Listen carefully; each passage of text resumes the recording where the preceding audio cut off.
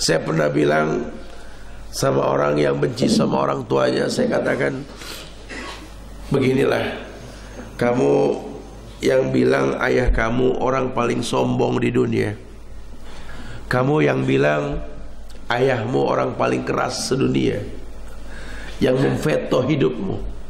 Coba sekali-kali kamu lihat ketika ayahmu sedang tidur. Coba lihat. Coba kita buktikan hatimu batu atau hati layaknya manusia. Lihat ketika ayahmu tidur. Lihat ya, di saat-saat dia tidak tidur di kasurnya, ya di balai atau di sofa, lihatlah tatap wajah orang tua kita. Coba, ya Allah, subhanallah, ayah,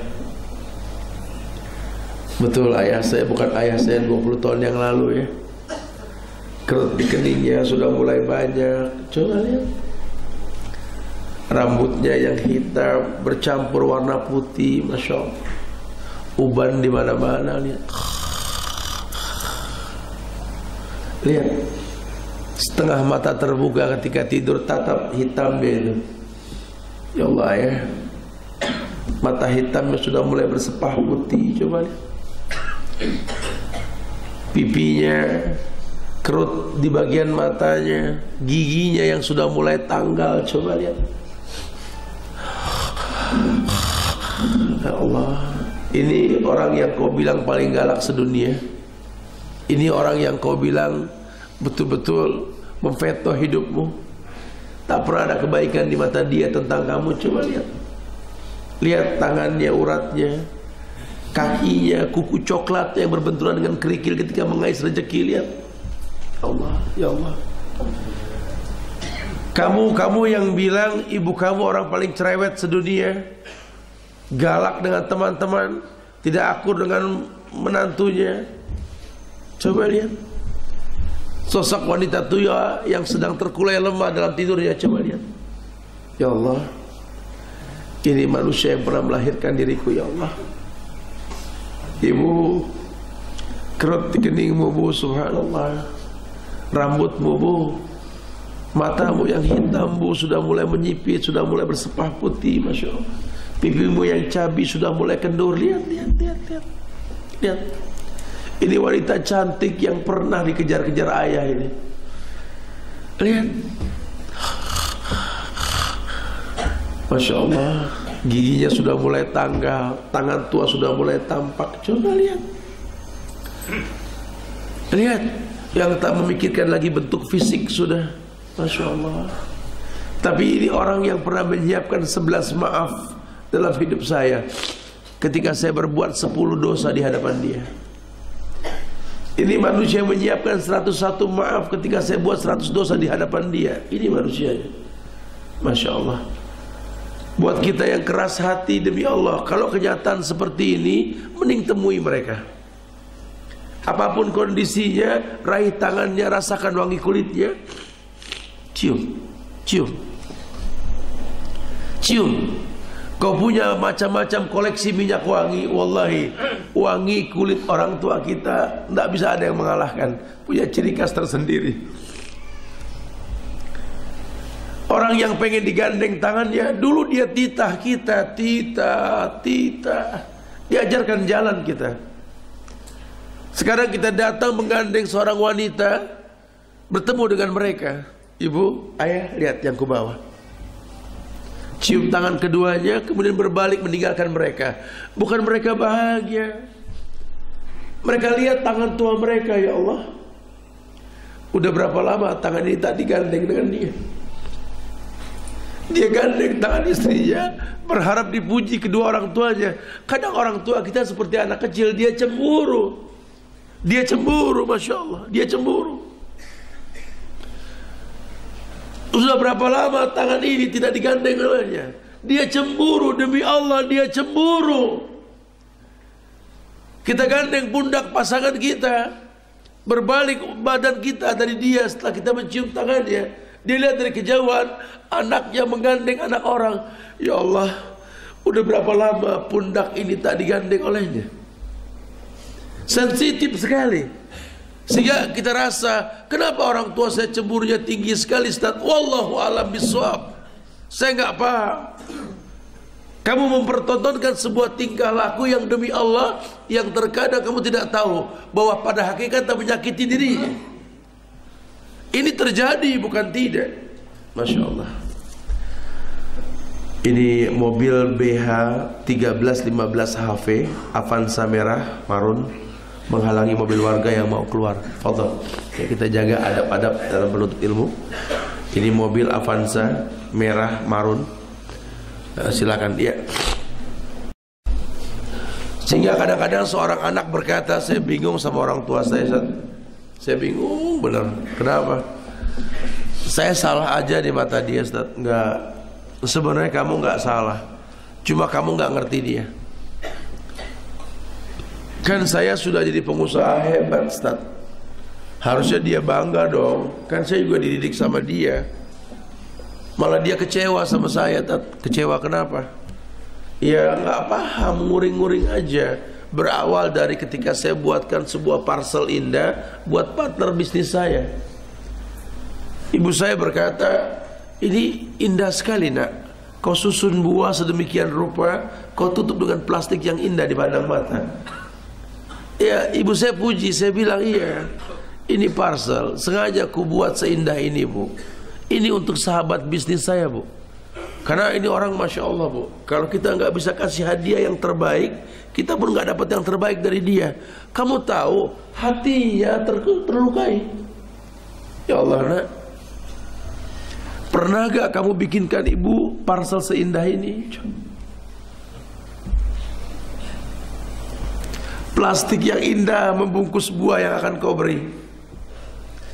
Coba pernah gak kita buatkan seperti itu? Kau susun buah-buah duku, buah-buah anggur seperti berlian di antara tumpukan buah yang besar lainnya dalam sebuah parcel. Sesisir pisang bak butut merak yang indah. Kamu ingat, kamu pernah belikan mereka buah-buahan itu dengan tas kresek yang tak layak pandang. Mak, seoles lagi. Lihat, kamu tahu kenapa dia kesinggung? Ketika dia bertanya sama kamu, wahai anakku, tampan sekali kau hari ini, nak. Mau kemana? Oh iya, Bu, ini baju saya pakai ini karena memang saya pengen ketemu sama partner bisnis saya. Kalau nggak rapi ketemu dia ini kayaknya nggak senonoh lah. Harus yang rapi, Bu. Seoles lagi. Hatinya berkata, nak, itu manusia yang kau temui dalam penampilan yang seperti ini dibanding diri ini lebih hebat mana, nak? Pernahkah kau berdandan setampan ini untuk bertemu ibumu?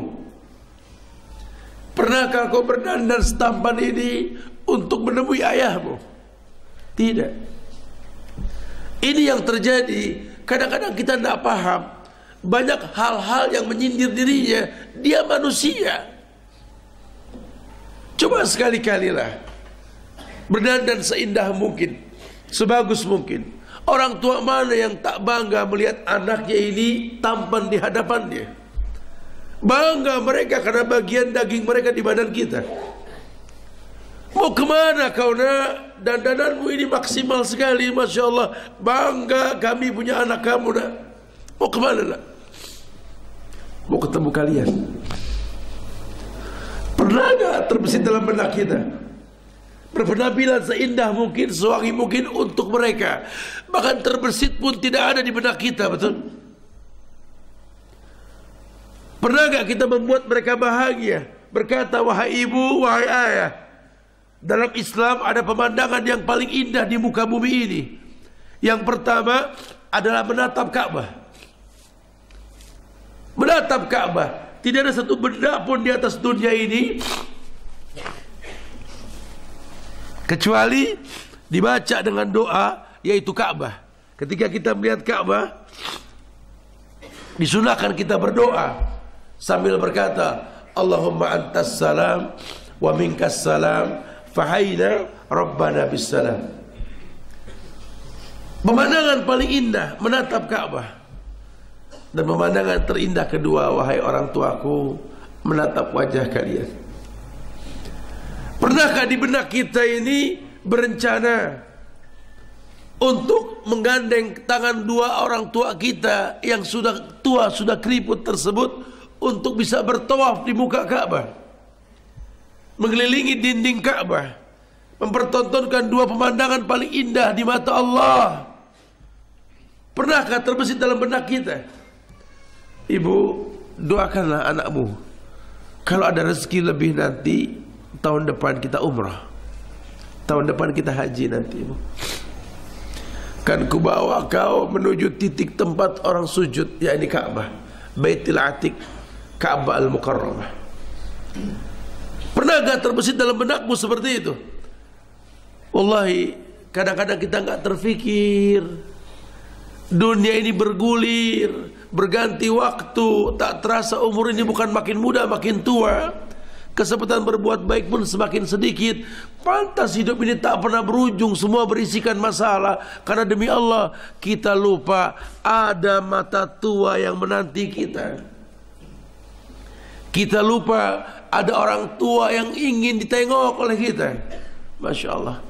Kita lupa memuliakan mereka. Padahal demi Allah, Allah jamin ridallah fi ridal walidain wa sukhtullah fi sukhtil walidain. Ridhonya Allah ada di ridho orang tua, murkanya pun sama.